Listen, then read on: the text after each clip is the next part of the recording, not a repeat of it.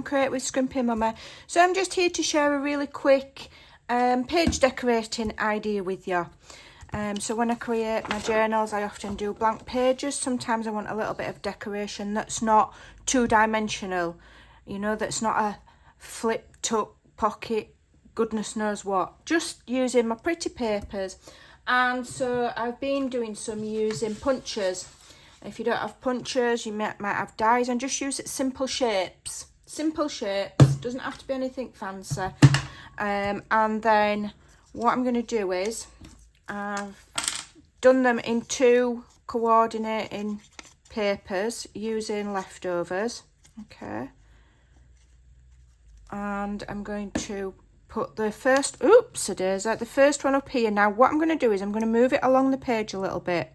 And I'm going to leave a gap here, okay? And then I'm going to have them staggered. I'm just going to plan where they go to make sure they all fit nicely, okay? You know, so that I've got even spacing, but so that it runs top to bottom. All right, so I'll get these down. If you get them down quick, you can always move them about if you use glue. I've inked the edges to make them stand out against each other a bit. Okay, and we're leaving this constant gap all the way down the side. All right, stay to the end. There's a method in my madness. And this is just a really quick and easy way to decorate pages. Okay, and then I'm going to give you some alternative ideas of how you can also use this method. Okay, there's several ways. All right, so then that one's going to go there, and this one's going to go here, and then I'm going to quickly check that they're kind of even and that they're fitting on my page. Okay, all right, I'm leaving a little bit of a gap at the bottom, but not too much. So I'll just move that one down and move that one down slightly. Okay. And then the way to make it even more fun is to grab your scissors, and we're going to fussy cut around the edge of the shape. Okay, which is then going to give you a fun kind of decorative edge with a peephole.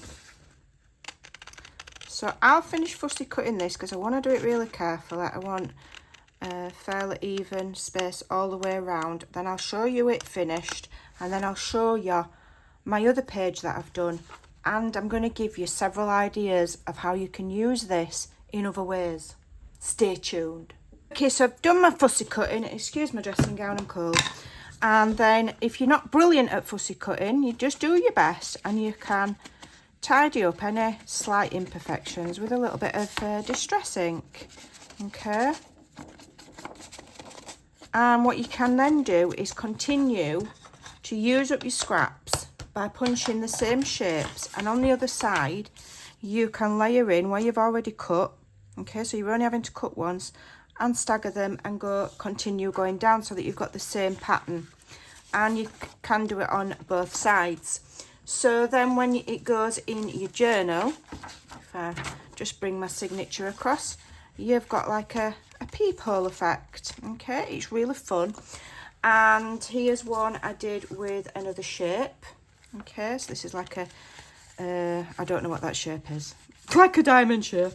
Okay, and then I've got my pages underneath. So other ways that you can use this, okay, this idea. So what you could do is you could place these in the middle of your page and then cut around so that you've got a half page. So then this would be further there. It's just interesting. Also, you could also move them further down, okay, just a little bit, not halfway. Do the same thing, and then you could glue it top and bottom, and you've got yourself a decorative pocket. Okay, another thing you can do is, I've glued mine fully down. You could just glue them halfway, okay, and then you've got a decorative edge, and you've also got a tuck. Okay, so then you could combine all 3 ideas. Okay, you could pull it further down, you know, glue it there, turn it into a pocket, and still glue those on halfway. So then you've got a pocket and you've got tucks. So it's quite a very simple idea that you could incorporate lots of different ways with. You know, you could do it across there, glue them halfway, and then it's a tuck. You can make belly bands. You could glue these to each other. I've done this before.